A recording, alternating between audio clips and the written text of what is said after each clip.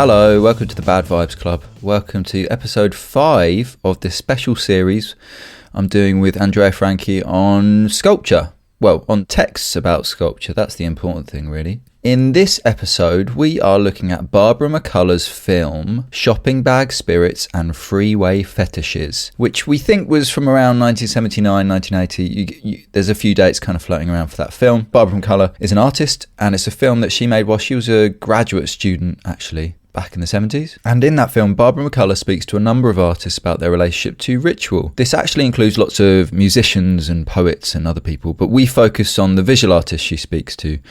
And in particular, in this episode, we look at David Hammons, we look at Senga Nengudi, and we look at Betye Saar, who are all really important, well, they all are still really important figures in Black American art. And this is them at different stages in their career, but, kind of relatively early, before they were embraced by, I guess, kind of museums and larger institutions and were having smaller shows. We also use a text by Linda Goode-Bryant and Marcy S. Phillips, who edited a book called Contextures, and we read the essay with the same title from that book, in which Linda Goode-Bryant and Marcy S. Phillips argue for a particular style of art that combines abstraction with a kind of reference or bringing in of social context, hence this idea of contextures. And it's a really useful way really helpful way to think about the work of the artists in the film as well. So ritual and sculpture is the focus really, but it's also really helped by this idea of contextures by Linda Goode-Bryant and Marcy S. Phillips. We discussed David Hammons, we discussed Senga Nengudi, and we discussed Betye Saar.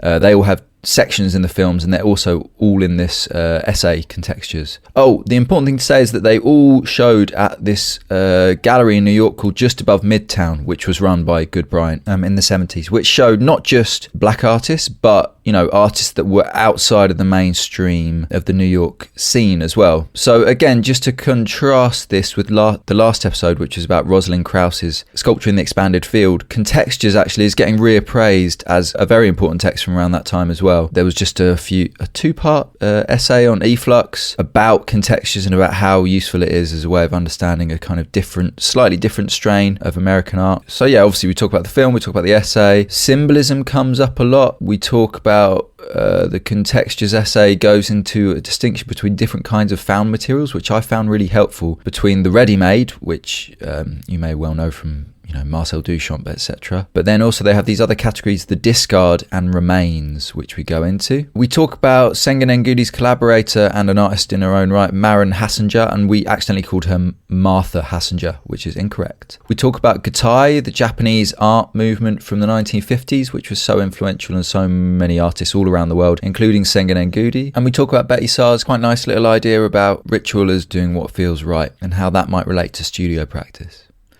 All right, I'll meet you back here at the end. Today we're looking at Shopping Bag Spirits and Freeway Fetishes, which is a film by Barbara McCullough from 90. Is that from 78 or not? No, is that 81? I can't remember the year. In the film it says 79, but for some reason different places put it between like 78 and 81. I feel like everybody uses a different number. But the film says 79, so let's just use 79. Okay, cool. So actually in a way there's a bit of a link to last time. The last podcast we did was about Rosalind Krauss's Sculpture in the Expanded Field, which is from 79 as well.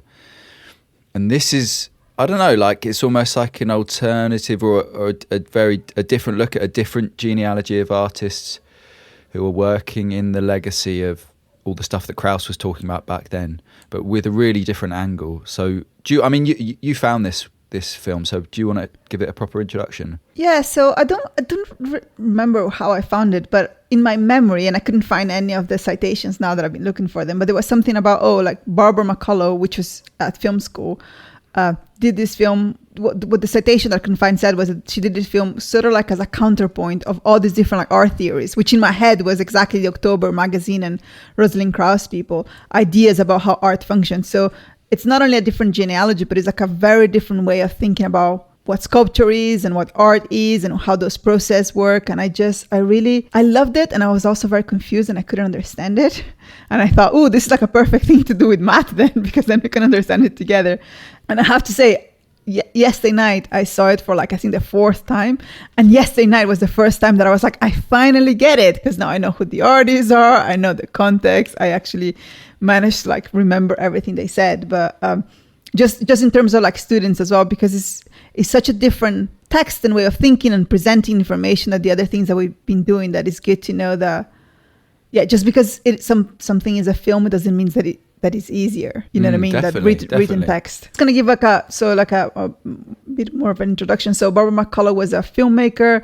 She was studying at UCLA. So this is a film that she made while she was at a uni. And it starts with a film that she made, which is sort of like a film about ritual itself. And then she kind of joins like a different group of friends and artists around her. So I guess like some people are people that you see she has like a more distant relation, like Betye Saar, and some people like Senga and Nengudi, which I'm a big fan. She's like really good friends with, and they do a lot of work together, or like David Hammons. So it's also, they do a genealogy in a sense, but it's a contemporary work, right? So she's a uni, she's in her 20s, and she's like with all these other people in her scene that are most of them also in their 20s, trying to figure out their way of doing things and a language to the things that they're doing. So in a way, it also felt quite connected to students, like they're in the last year of the BA or the MA, that are looking around and seeing like, well, there's all these people talking about the way art works, and that has nothing to do with the way we are doing things. Like, how do you develop a language or start having a conversation so that you don't have to take what other people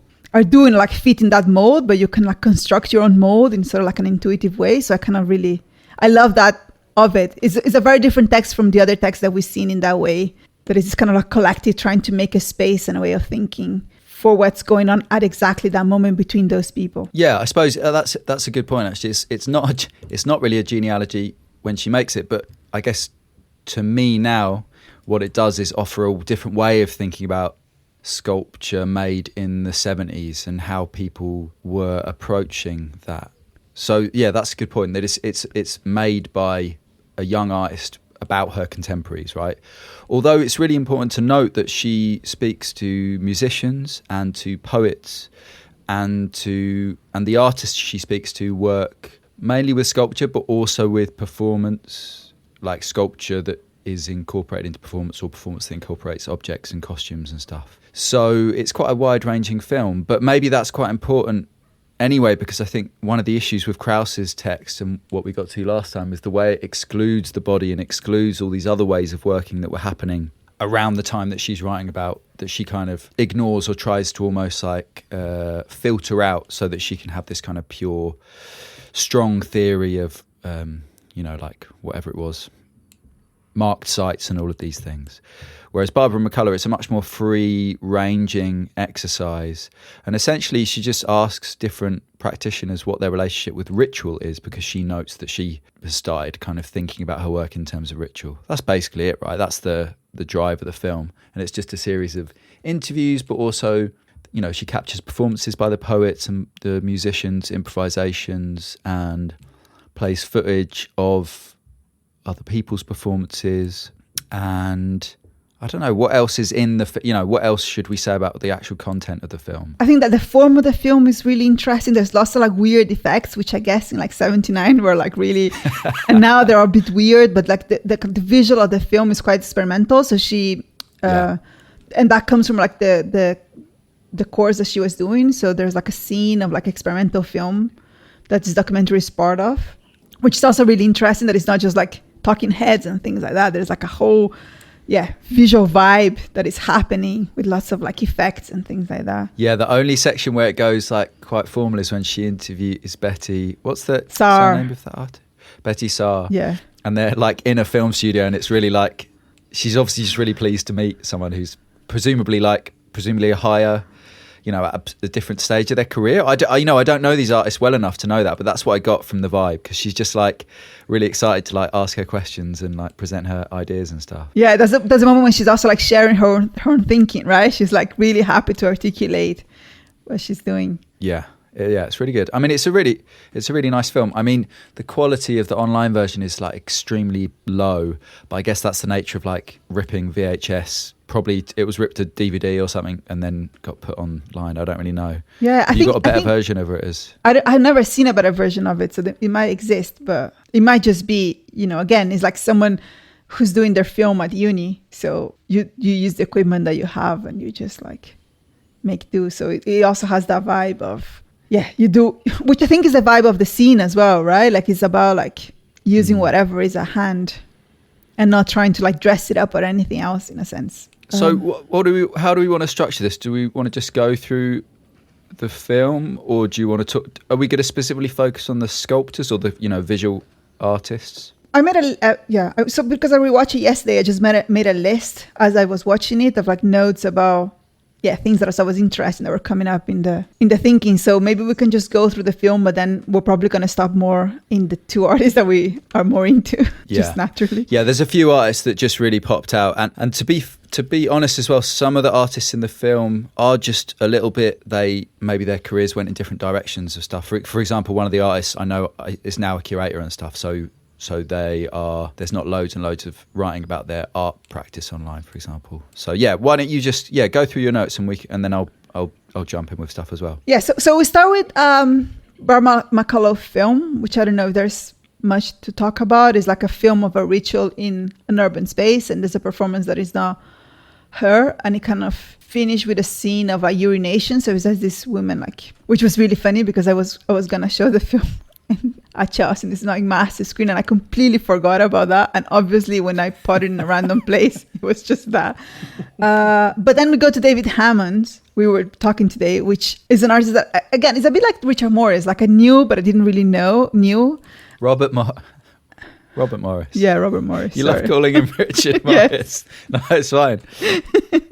And I just think he's like, it's a really amazing scene. So he's in this kind of like abandoned space, and at the moment he's working in LA, and he's like showing this kind of sculpture that he's building, just by like putting things together. And he's it's like literally rubble and detritus, right? And he's just moving it around. And in fact, that's how he describes it. He's like very clear that he's not creating or producing any of the material that he's using. Yeah, and he talks a lot about energy, which is something that comes up a lot by others artists talking about ritual, but then other contextualizations of this sort of work. So this idea of like that he's putting energy in things. So sometimes he puts something there and he leaves it in a while and he takes it away, and he says that like transports the energy, which I thought was really interesting. And he said he has just this amazing, I mean, he's so young, but he has this like amazing, I think, like wise, calm way of thinking about his doing. So there's a bit where he says the most value is that it was worth doing, and he's always like talking about process in that way. And then he's comparing these two sculptures, and one of them he says this design has started to accept, which I thought was such a nice way to say it, and the other one is still kind of chaotic. And then he starts saying that the one that has started to accept will be accepted at a gallery, will be accepted as an artwork because it has a certain order. And then he framed it as it shows labor, like the difference between the sculptures is that one of them shows labor and people respect labor. And it has like order, balance, and focal points. And those things show labor and people respect labor as being something that constructs art. While he actually, he really likes the other sculpture, but the other sculpture wouldn't be able to be read as art by other people. And I thought it was like a really interesting way to distinguish like this transformation. I kept thinking about I know I complain about it, but I keep thinking about crafts and this idea of like not landscape and not architecture. Yeah, and it's slipping too much to one side of being landscape or whatever. Yeah, or being, architecture. I completely agree. I love that bit. I thought there's something really important about, the ambiguity, the way he kind of slips back and forth, because actually that quote you said, the quote about putting things on and leaving them there. So he says, put things on things and leave them and take them off after the energy has been put in them. And then he kind of looks at camera and he says, I mean, that's only true because someone says it is. So he has this relationship to this notion of energy, which is not quite ironic, but slightly ambivalent in the sense that he's interested in energy, but he's also not quite sure if he believes that, it does do this transferring. And then again, this notion that at first he says that he started to accept this sculpture that he's made, and then he switches and turns to the other sculpture, which he doesn't need to accept because it's totally uncontrived. And I can't remember what else he says about that sculpture, but it wouldn't be accepted by a gallery, but he prefers it. But that's also a problem, you know, and he kind of slips back and forth between like what the art object should be. Like, should it be indistinguishable from its surroundings, or does it require like, the stuff you said, like balance, focal points, centre of interest. But also that labour thing I picked up on as well, because that reminded me of Philida Barlow talking about the values of mid-century sculpture in Britain, which were all about, I can't remember the phrase she uses, but essentially, how much work you put into, how much graft you put into like making the sculpture. And he's almost like joking about like how silly that is, that anyone would think about art in that way. But he's also being really clear that he understands that the market does think about art in that way. And also, like, you know, David Hammons, out of all of these artists, ends up being the most successful commercial artist, I think. Is that true to say? Yeah, and it's amazing because he's such an interesting artist. So he has this career where he kind of like is constantly walking away of things. So like things start making too much success, he walks away, or he does things like, I was reading, we're going to talk about, you know, secondary text that we read for this called Contextures by Linda Goode-Bryant, who used to run, and another curator, I don't remember the name, but she used to run just above Midtown, which is this big New York gallery that is kind of like launch these people's, you know, him and Nengudi careers. And she was saying that, you know, he would do a show and he would put certain things in the ceiling or things like that, and he wouldn't allow her to like write it or make it visible. It would be like, if people notices, then they notice, and then if not, they're not. But then I was reading, we can link for it, but there's like a essay in the New Yorker today, and they were saying that, you know, in the, I don't know, late 90s or early 2000s, when Jeff Koons and I forgot the other artists, but start like getting like massive prices, Gerard Richter in the art market, Hammond starts thinking that this is an important point to have a Black artist that is at that level. So he starts he has all these strategies to play with the market. So he actually kind of like intellectually kind of finds a way to up his prices and like can produce ways and circulate in ways because he thinks it's politically important to occupy that space. So he has I didn't know that. He has this, and I just read it like 10 minutes ago, so I didn't know about it either. But he does these things like, you know, if a gallery wants to show his work, then they have to buy the whole work at specific prices. And it goes back to the ambiguity. He calls it fantasy prices because, you know, you have to like imagine this before this come into being. And then the gallery has to keep the objects for like at least a year before they do a show and before they can sell it. So he starts making all these different structures after not having made money with his work for like decades as part of his art practice, which is super. He's really interesting in many different ways. So that's really interesting to hear, because the reason I already knew David Hammons' work, but I kind of met it in the late 90s, early 2000s, and had been really like, at that point I was really finding myself like growing up in the UK in the 90s, it was all about like Damien Hirst and all of that lot. And they did lots of like terrible puns that would be about kind of literalizing metaphors or idioms. And David Hammons in the late 90s and early 2000s, he does a lot of that. I mean, now I'm looking at that work and I'm finding it more interesting. But at the time I didn't have the context to distinguish between that stuff and the stuff of like YBAs, that's the phrase, isn't it? It just slipped my mind for a second, the YBAs. So like coming back to it now, it's like, so clear that it's really different. But that makes a lot of sense that, perhaps he entered the market in a big way at that point, and maybe that's the context that I've kind of first encountered him. And I was just like becoming a bit more like clued up as to the relationship that I had to artists who were getting big prices or whatever. I don't know. But man, he's so good. And like, it's really hard to explain, but like the sculptures are just really They're good, amazing. Like, in that empty lot. They're just really good. And it's like hard to like think, like fathom, like, oh yeah, he's just like, he is really just like messing around. Oh, actually, that's what I wanted to say about this whole film. And actually lots of the artists, the way they talk about their work in the film, they talk about it we've been talking about, okay, there's a relationship between the artist and the object. And then we've been talking about the relationship between the object, well, the artwork and the viewer, and the artwork and the space, all these different relationships. This film, I would say, is very focused on the relationship between artist and artwork. And I wonder if this comes from this idea of ritual and energy which is maybe something more about the ineffable, kind of qualities of working with materials and stuff like that. And maybe it kind of, I don't know, it just seemed really interesting because we've been having that conversation over a few podcasts. Anyway, and the relationship between David Hammons and those, bits of stone and wood and cement that he's moving around, it's so clear that he's like having a really intimate relationship with them over the time that he spends in that empty lot. Yeah, I think relation is one of the things that came in like almost all of the definitions of ritual. So it was like on the Conversation with Four Poets was my only note, but they say ritual establishes and reaffirms the relations. And I think that comes over and over. And I think to me, that's the interesting thing, because that's a way of thinking about art that feels so much closer to my understanding of art than Rosalind Krauss. And, Senga and Nengudi, there's a lot of writing because her work is performed always by Martha Hassinger, which is also an artist, but is also like this friend. And there's this, the performances are always done by friends. Like these people are just like popping into each other's artworks all the time.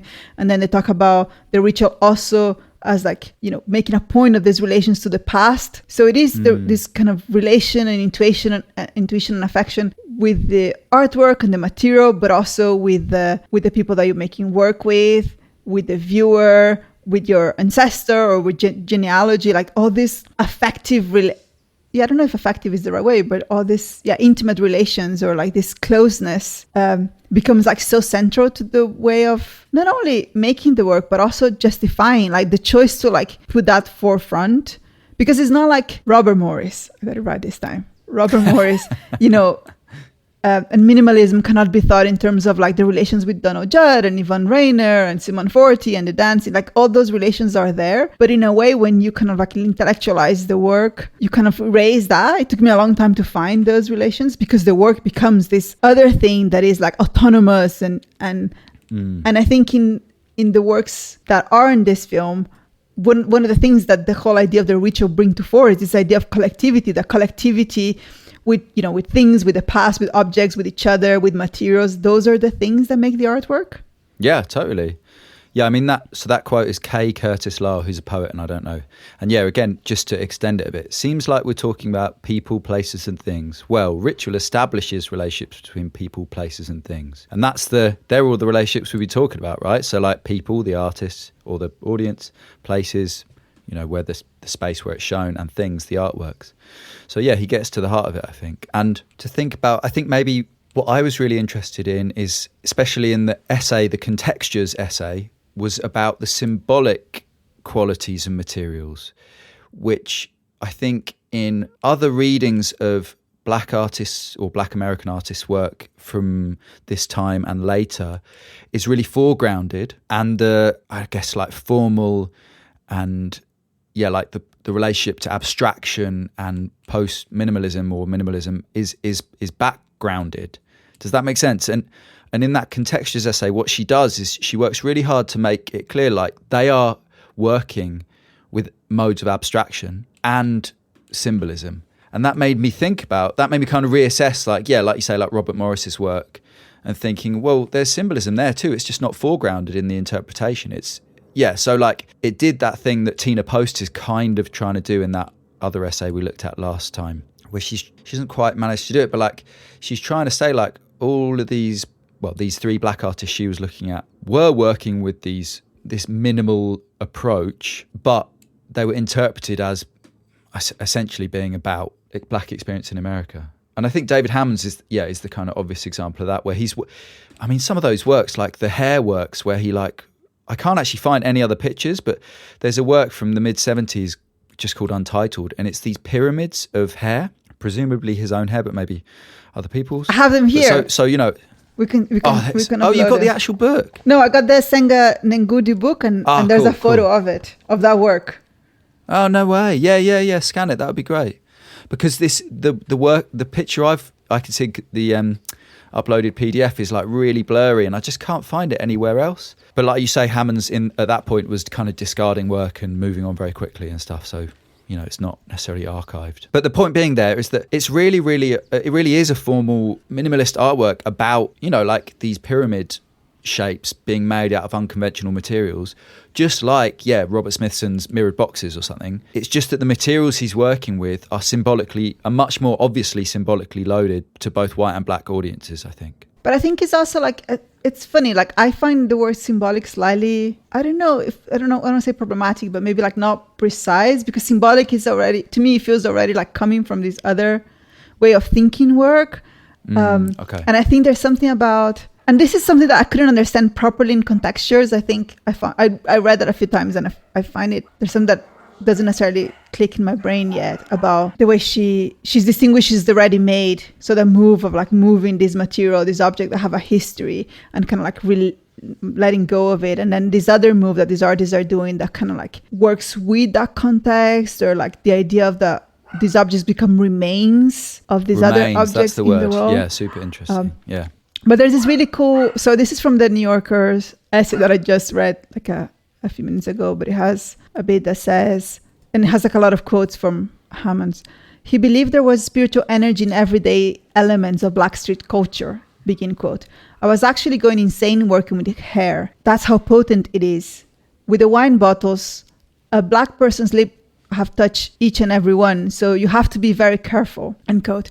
Hammons has thought of Robert Farris Thompson, the Yale historian of African art and culture, whose 1983 book Flash of the Spirit dealt with the art, music, and architecture of 6 African civilizations, Yoruba, Congo, Ejawam, Ewe, Fon, and Mande, begin quote. You have to go back to what we were before you go forward to what we want to be, finish quote. Hammond has said to Thompson, as Thompson's recall in a 92 essay, begin quote again, I be into memory more than the avant-garde, end quote. And I think, those like quotes cover quite a few things that I thought were interesting about him. But the thing about, this, that is not only hair, right? It's Black hair, and there's like a specific energy, and it's connected to the body, and it's human, and that comes through. And that you have to treat this as part of people that still they have this kind of intimate connection. So it's not only symbolism, right? Something else there that maybe it's covering the ritual thing, but it's not only that, that Black hair is a symbol of like identity and the role of Black hair in, the politics of Black culture in America. There's something about, like the body and the love and the connections and the care for, this thing, that maybe represent a certain level of mistreatment or like violence, or there's all these other things come together that I think neither, the symbolic or the psychoanalytic cover. They're doing something else. And that's what I watch this film many, many times still, because I think it's kind of like pointing to a different way of reading work that is, it's its own universe. Yeah, I mean, ritual, I think, I mean, just to finish off that idea about the symbolic. Yeah, I think what symbolic refers to is the way it's intimately tied to discourse and culture and like bigger ideas essentially that are based in language. But to be honest, like materiality should include the symbolic, right? If what you're saying is the symbolic is too reductive a phrase, then the issue isn't with the symbolic, but with the notion of materiality, which is so present in minimalist and post-minimalist artworks.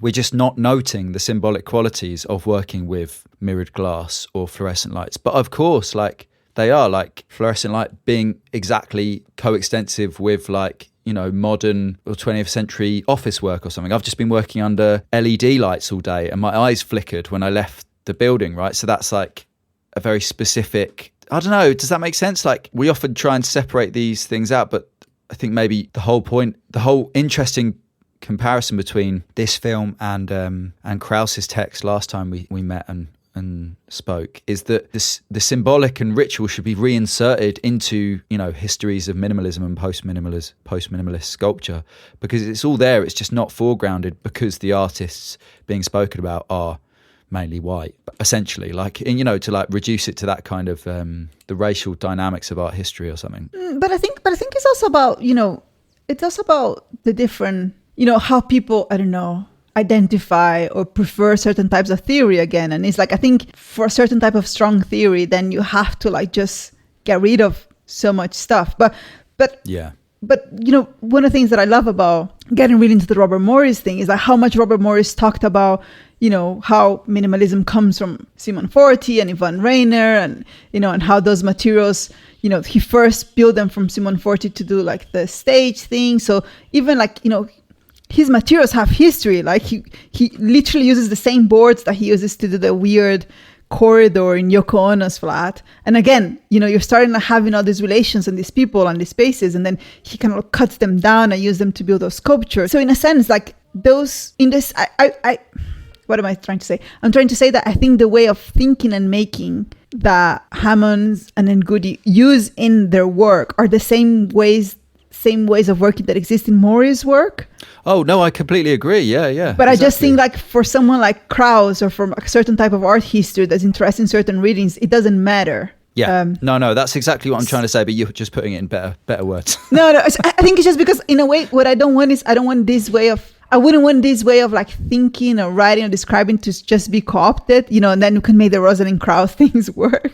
I sort of like them where they are. I think that's the thing, because I think they have to be specific, and they have to be weak, and they have to be like muddy and uncertain and inconclusive, and that's the way that I think art history should be thought. And it's not that we need to make strong theory better, so it kind of finally encompasses all these things. It's almost like, but I think that's also like about my relation with theory. And also, I think there's what's really different about this as a text is that you have artists speaking directly about their work, but they're also being asked very specific questions. So they're all speaking about ritual and energy, but they've been asked about ritual and energy. So they're definitely all happy to speak about their work in those terms, but they're also, they're answering a question which is about how does ritual feature in your work, or what's your relationship to ritual? So they all answer in those terms.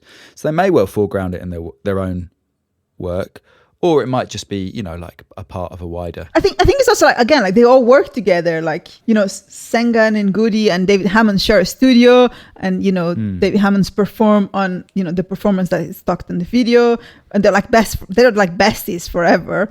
And McCullough photographs all the Nengudi things. So as far as I know, all those people are just, they're just this group of friends. And then I think Betye Saar is like their idol. So there's like a clear difference of like, but I think it also happens, right? That you have this group of friends and you realize, oh, we're all sort of like doing, which again, is the same thing happened with the minimalists and stuff, right? It's like, oh, we're all sort of doing the same thing. And then you end up talking about these things. But I don't think, I don't think she has pushed those artists to think about their work through ritual, but I think they're sort of friends because they all kind of like share this way of thinking about the work.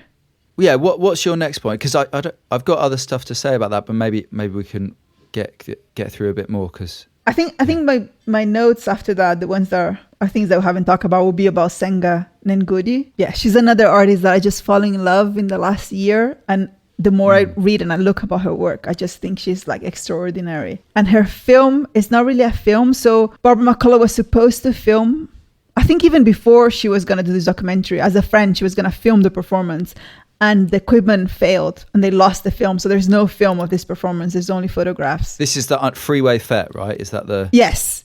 Yeah. So she got a commission to do this sculpture. So it's like, I don't know how you describe that in English. But it's like under a freeway. So she made this. We call it an underpass, which is such an unromantic thing. But yeah. Yeah. So an underpass. So she does this sculpture in one of the pillars using how do you call this material that she used? Tights. Yeah, she used tights, nylon tights. And then she decides to do like a performance to kind of like I don't know what would be the word, like to open it to the world, or like to and she get David Hammons to perform, and she gets Martha Hassinway. I already forgot. Sorry, I have a list with all the names, so I don't. Oh yeah, I couldn't work out that name. So is that someone who performs in her work every time? Is that what you were saying? Yes, since then till now. So even now, when her work is shown in the museum, she's the one who performs it. And what is her name? Sorry, I just wanted to. Martha Hassinger. Martha Hassinger. Okay, cool. And is she an artist in her own right, or? Yeah, she's an artist. Yeah, she does sculpture. Actually, she was quite more successful than Gundi for quite a while. Maren Hassinger. Sorry, I said it wrong. Cool. I don't. I cannot read my own handwriting. And she was also part of the studio. So this Studio Z with David Hammons.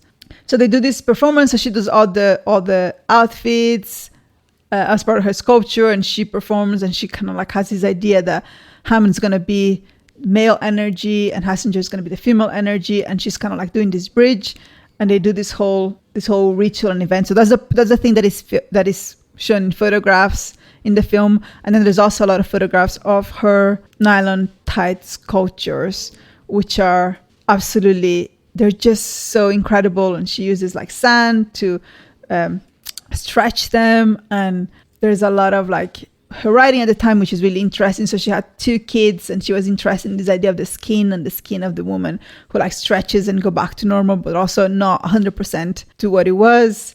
So she's kind of like interested in bodies. And also this idea that, you know, she'll go to a place with like a small bag of tights. Some of them are used by friends, again, like this connection. Some of them are new, and kind of like build this sculptures in place, and then she can just put it in the back. She's quite interested in permanence. She major arts, fine arts, and dance. So this is all like also like is a scene of like recent graduates in a sense. All of them have this kind of like art school experience in different levels.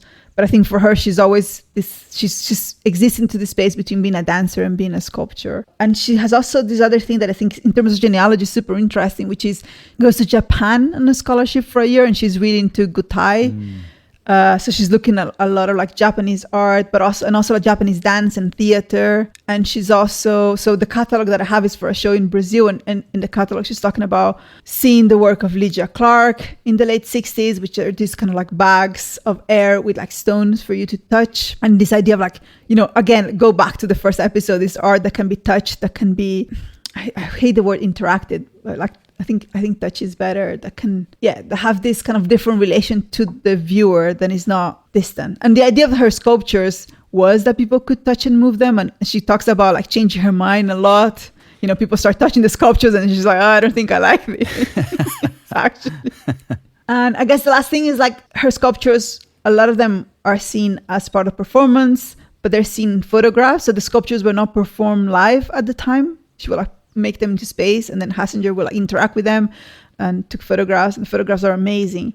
But then I think since the 2000, when there has been like a resurgence, now when she shows the work, you know, Hassinger goes there and performs, which is also really cool, because in the photo she's like super young, and now it's a very different relation. But it made me think about this idea of like, I really love this idea of like how art objects live through history. So, you know, the Duchamp ready-mades being like remade, or like Morris having this retrospective at the Tate and saying like, well, but minimalist sculptures are now a playground. They're not you know, these things. And again, like this reinscription of her work in the contemporary, where these objects are like, being activated in the museum in a different way in front of people. Well, before, it's kind of cool to do these sculptures that only are completely fulfilled through photographs. In a sense, you can never access the whole story. Sorry, that was a long thing. I just been waiting on her for the past 2 weeks. I just really, I think she's extraordinary. No, I think it's really important to kind of make, and you know, we've been talking about the relationship between performance and sculpture, and I think her work is so, because the sculptures, even when they're installed as sculptures, they look very similar to the sculptures that are used as kind of performance props in these amazing photos, which sometimes look like almost like the way Bauhaus, is it Bauhaus?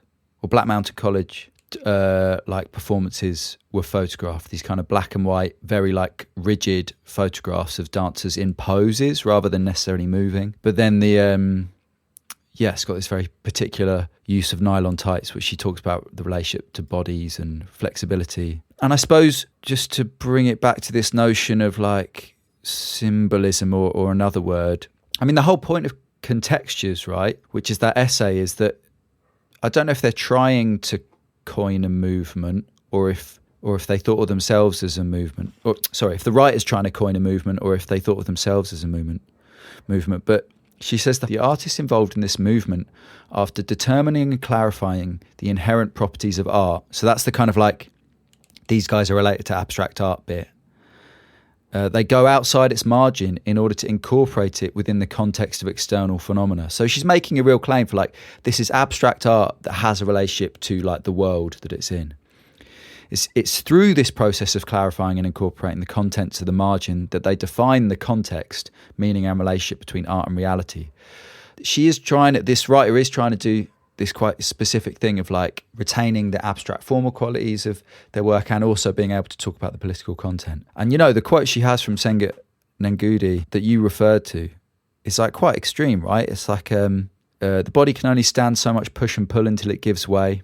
And then later, I thought of black work nurses suckling child after child, their own as well as those of others, until their breasts rested upon their knees, their energy drained.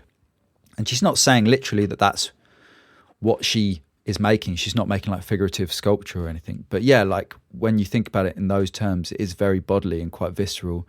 And there's a kind of formal politics to it, if that makes sense. Like it is referring to a very specific violent history. So I think like symbolic is, maybe that's not a very good word. But yeah, there is a difference between, to go back to Hammons, like, using his own hair or using nylon, in Senga and Nengudi's, using nylon tights versus using like whatever, steel beams or I don't know, like think of other kind of like materials that are used, or even just, in using kind of cut fabric or something that happens in minimalist and post-minimalist work. And I suppose it is this ritual thing that connects it, because that does connect it back to the body. So yeah, I suppose that, it's been a really useful set of texts to look at, to think about lots of different work and how it connects to the body and to performance and to a kind of wider politics or something.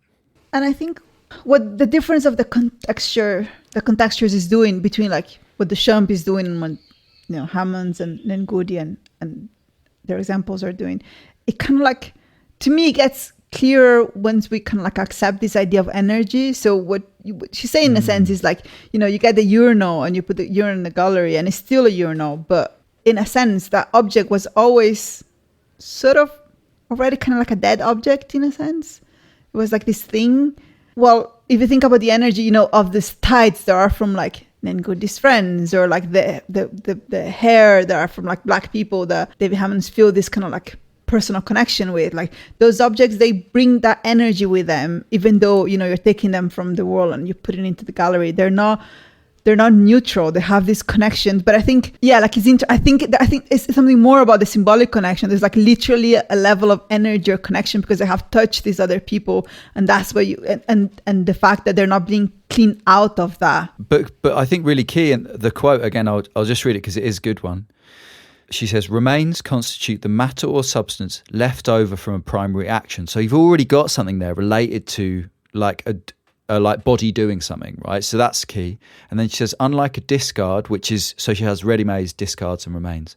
Unlike a discard which had a function or purpose that ceased to perform, or a ready-made which has an intended purpose and function which it still performs.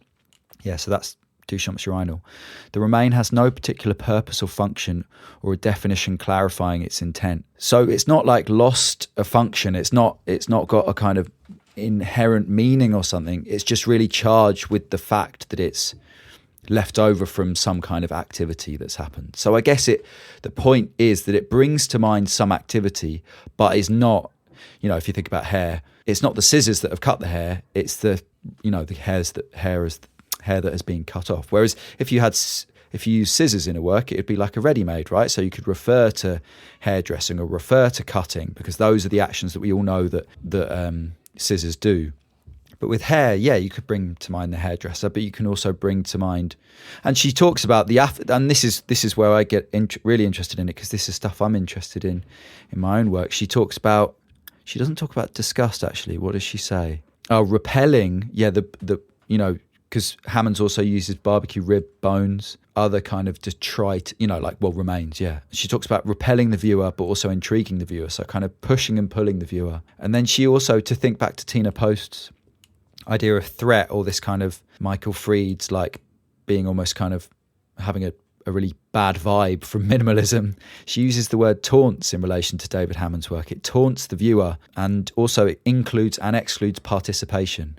So to think about this notion of like inviting touch, but also repelling, and also the artist having a kind of ambiguous idea about like whether they want people to touch it or, how they think about it as an art object. So I think that's really nice that the text kind of retains this relationship between these, well, I don't want to say dualities, it's a horrible word, but these opposing feelings or something.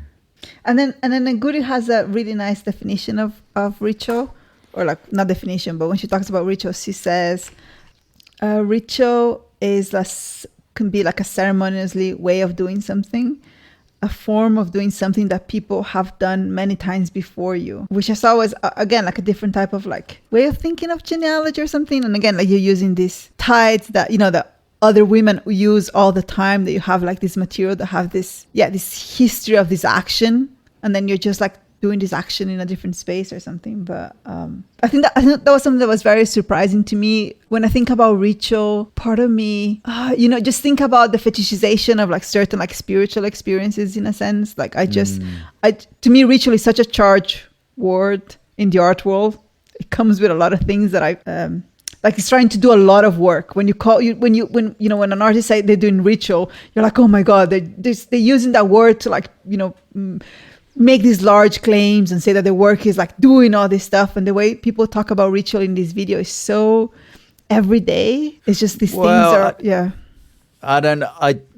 go on, finish that thought, and then I've got something to say about that. Yeah. Yeah, no, I'm just thinking about, when Saar is talking about ritual, she talks about, ritual is what feels right. You've done something and it feels right, and something happened afterwards, and then you kind of like keep repeating it, and it's like this ritual is the repeating of what feels right, and all these things feel so connected to our daily practice of living and intuition and the choices that we make in everyday life. So it doesn't have this, it is a spiritual in the sense of the I'm gonna put this here and the energy is gonna pass, in an everyday way of making sculpture, but it's not ritual in necessarily a way of like making spirituality or this process something like higher that are like special, that only special people do in special settings or something. I think that's what I'm trying to say. Sorry, I didn't thought about this properly before saying it. No, that's super interesting, because I think that is it. That there's what I really appreciate is basically minimalism, or one of the legacies of minimalism is about not using art materials, right? So no longer using whatever bronze or clay or whatever, but using other materials that might be from other realms of work or other practices and stuff. So how do you choose those materials, right? Because you don't have any relationship to steel or to glass or to human hair artistically until you do. And I think, the Betye Saar idea that what feels right, getting certain outcomes from doing something, and that then being kind of repeated over and over again is kind of the way, that's the way that I've found materials, is like suddenly getting, I don't know, to use the language that they used in the film, is like, suddenly getting some energy from something, to actually energy, like literally of like an impetus to go to the studio and start working with hair, which I've worked with before, or food materials, which I've worked with before. And then I suppose it's this, and actually I've got a quote, well, not quite, something I wrote down here. Ritual to many of these artists is about some kind of slightly higher affect level between artist and material, which then drives the work, which might end up as a very charged work, or not. Like, it doesn't have to end up as like a really charged performance or something. It can end as, Betye Saar and David Hammons and Senga Nengudi's work does, as like quite a quiet like art object that sits well in a white walled gallery space, like going back to this kind of cool low affect aesthetic of post. When I say post minimal, I mean literally like after minimalism. What does art kind of look like? Then moving on, I really like that idea of ritual, and I really like the way it connects to studio practice, but also to like you say, like everyday practices of like, you like a restaurant, so you go back to the same restaurant over and over again, and you form a connection to that place and to the people and the space, and then you move cities or something, and you kind of,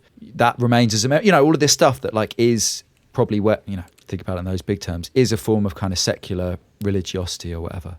But I think probably because of the time it's made, like actually there is a lot of like what I would think of as like dodgy talk, which is of like like male and female energy, and like the poets are like referring quite a lot to like Rastafarianism, but then also to Islam and stuff, and it's like, I guess like it's the vibe of the 70s, is people are reaching around and trying to find like spiritual practices to kind of lock into that feel right for them, but without considering really that these things maybe have, I don't know, they have like specific meanings to like the cultures that have practiced them for longer or something. That some of the energy stuff I'm like not into, essentially.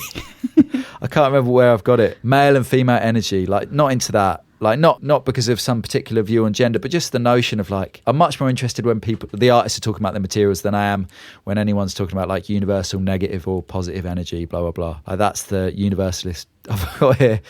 Okay, the bits I don't like is all the universalist shit, because that feels like a kind of retrograde step in terms of how they're speaking about their work or something. Yeah, I think to me the most interesting ways of talking about energy is when Hammons is talking about you put something there and then you take it out and then you put it there, or like, this idea that, well, you're using this material that has, been in contact with people, and then something, they have this kind of like affective connections to, so some of that remains in the material. I think, yeah, like those, like, again, like every, I don't know how to say this, like very specific. Yeah. Specific relations are always more interesting than the kind of like universal. But I thought that when I heard like Saar talking about that, the ritual as you do what feels right and then you repeat it, to me that was like that section. I feel like every art student should hear that, because that's like the best description of an art practice that I have ever heard, is that what you learn at art school is just to learn to listen to that, because we're trained to ignore it, because you have to follow, what the world demands of you that is right. And the process of going to art school, in a sense, is like redeveloping that intuition. I was like, oh, how do I do all these things to find out what feels right? And then how do I recognize when something feels right? And then how can I learn it to repeat it? And that it doesn't matter, that what feels right might be, I don't know, doing YouTube films or cooking or painting with like red paint, or it might be, that it can be whatever, but it's like this, it takes a long time to listen, to learn to that internal voice that says something feels right, or to try to put something there and pay attention to what happens and then take it out. Like, But I think the key there, and I think that's really, really true. And Betye Saar, it's really nice because she does a little etymology, right? She says ritual, the root word is a rite, as in R-I-T-E, but then she just switches it and says, but it makes me think of right, R-I-G-H-T. Getting certain outcomes, right outcomes from doing something. So when I make art, it feels right. I know it's the right way to do it. But the key with ritual, right, is that you go back and you practice it again, and sometimes it doesn't feel right, but you do it anyway because it's your ritual now. That's the key about ritual, is that you come back and do it again. And I think, I was doing it today. I'm like doing this digital drawing. It took a whole day to do, barely any work. It doesn't look very good at the moment because it's only like, I was just saying, it's like a 16th finished. It's like, I'm not quite sure why I'm doing it or whether the outcome's right. But I did get that energy when I first started it. And now I go back and do it over and over again. And I say this all the time because I really like it. But, I left the studio feeling kind of ashamed and weird about what I'd done all day, because it's like really hard work, but also like no one asked me to do it. And when I leave the studio, sometimes I find it very hard to like look at people in the street in the eye, because I haven't seen anyone all day and haven't spoke to anyone all day. But also I think because, you've just been doing this like thing that you're essentially unsure of, but you're like keeping hold of that original energy of when it did feel right and being like, no, I'm going to go back and do that again. So I think it's important to note that like you're not following your like desire of what you want to do at any given moment. You're following a very specific moment of energy that you found when you, engage with a certain material or with a certain way of working. And the relation of that between that and the project, right? Because I think the project is such a trap, especially when in art school, and you think you have to come up with a framework, and then that will be your right, and then you just like work to fulfill it. And it's such a different mode to learn to listen to those things, and to I don't even know how to explain it, to like believe the repetition there, to have that moment again, to like find the energy and then just like trust the repetition, but at the same time being tuned with the repetition, so when you need to change it or you need to break it. Is like a whole new set of like attentions that you have to develop that are really hard. They're really hard. I think art school is really hard. I think attention is really important, because I think maybe that's a more contemporary word. We all think about attention a lot because of the attention economy, social media, and the way attention seems to be talked about as a resource, or as a kind of like what's the word when something gets used up? Like, anyway, yeah. And you can't, it's almost talked about as like something you expend and then you can't get it back, like money or time or something. And I think like what you pay attention to is really key. And I suppose like when you're talking about ritual, about energy, all of these things that get talked about a lot in these in the film and in the essay, you are talking about like paying attention to what you're paying attention to, right? This kind of meta level of attention, of noticing what you notice and following that. And then that gets us to, we've been mentioning various kind of aesthetic categories connected to different affective states, and interest is very much like theorized by Shan Nai about conceptual and post-conceptual practices. It's a very cool affect. It's a very minimal affect. Interest is often the beginning of a bigger affect, which might be excitement or enthusiasm or love or disgust or hate or anything. It's like the affect that comes before affect, or whatever, the feeling that comes before a bigger emotion. And getting in tune with like, your interest is actually quite hard to do, because often we're asked by whatever, capitalism or the attention economy, to only notice things when we are like entertained by them or angered by them, like attain some kind of higher level of emotion. And that also, I think, leads a lot of project-based artwork, which is, I'm going to engage with this big idea that you can understand, and then I need to somehow make something that's as big as that big idea. But a lot of the best, a lot of my favorite artwork is kind of minor, or like engages with minor ideas. And that's probably because it comes from, like a connection to a smaller thing rather than a bigger abstraction or a bigger political meaning, which may be why the idea of symbolism is hard to swallow a bit, because that does tend to be an attempt by people interpreting work to bring the work in line with big, political or social forces that maybe art isn't often, the best way to engage with those things. And have you got any other final kind of final notes? Oh, I think one thing that we just like mentioned but didn't talk about is this kind of relation between like Nengudi and Gutai or Lydia Clark, which is something that didn't come in like Rosalind Krauss as well. I forgot to say, can you maybe just frame like what is Gutai, just for the listeners? There's like this movement in Japan in the 50s that is interested in like the body and materials, and is doing lots of things in like public spaces and impermanence, and it's something that kind of comes up every now and then because it's so radical and ahead of its time. And it kind of like, it's one of those things, again, that when you kind of like construct these genealogies that only allow for the US and for Europe, it kind of like gets forgotten. But, and it's also like come up while reading by like different, like its influence like in Brazil, or its influence in, for example, I was reading the other day, Jade Montserrat was talking about her work. So she's like a contemporary Black British artist, and she was talking about Gutai. So I was just like interested in how, again, there's all these other like intellectual connections and artistic connections that are happening in the world, that is not just, again, like US and Europe are the center, and then we, the rest of the world, are just like echoes of them. But in the real world, in the day-to-day lives of the artists, all these kind of like connections are happening all the time. And again, in the historizations, the conceptualizations, they get forgotten. And I think, the fact that Nengudi talks so much about Gutai was really cool, as just like placing, again, like that she's not only, she's not just thinking, although she talks about like Yvonne Rainer, for example, or American artists, that she's not only placing herself in relation to that structure, but you have like a Black woman artist, naming Japan a decade early as her like as one of her like lineages of work, as the people that she's looking at, that she's not looking at minimalism, she's looking at Gutai.